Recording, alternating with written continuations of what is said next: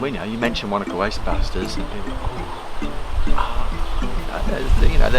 it's got gravitas. People have heard of Wanaka Wastebusters.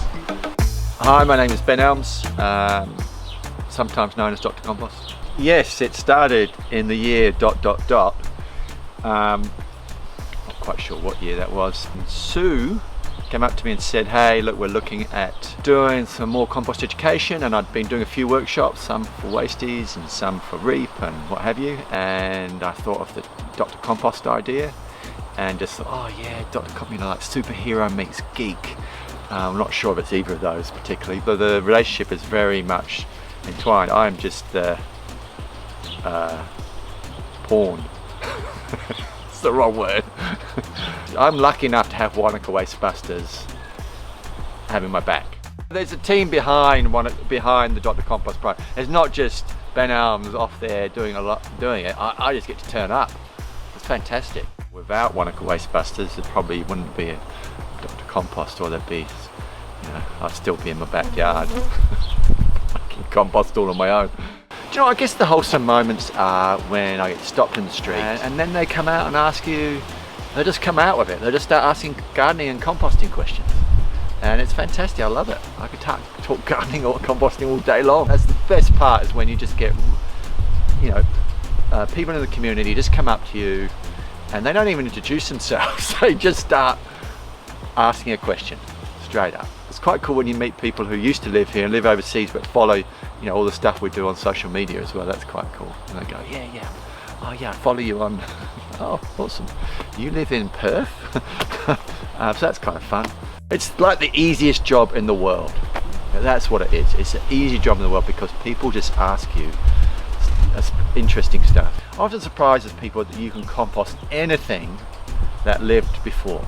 And so that we should be putting in bones, fish, carcasses, into our things that we have been, we kind of get told, lemon peel and onion peel and things like that. All this stuff should be going in our compost heap. Where does it magically go if it doesn't go in our compost heap? It goes into landfill where it breaks down and creates greenhouse gases. So why not have it break down and turn it into nutrients in our garden? I think Wastebusters has been at the forefront.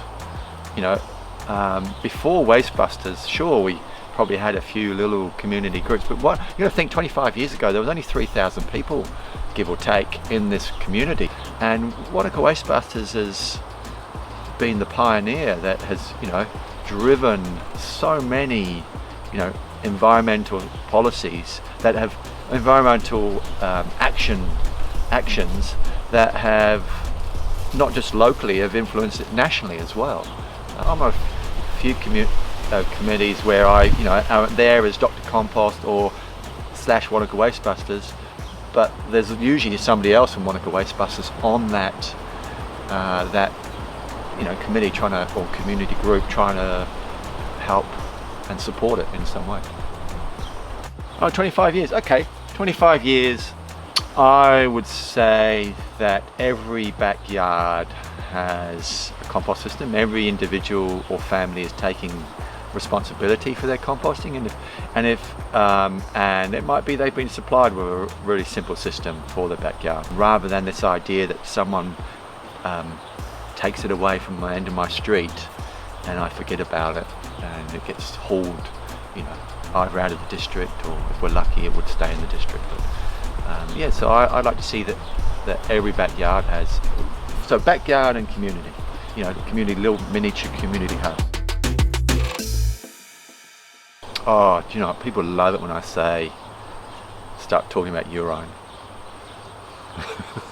People love that. You always get, particularly maybe from a few older people, but that's one of my favourite tips, is peeing in a bucket, or peeing on a tree, or peeing in a bucket, putting in your compost heap, or peeing in a bucket, watering it down and feeding your plants. So there's one tip. You might edit that one out.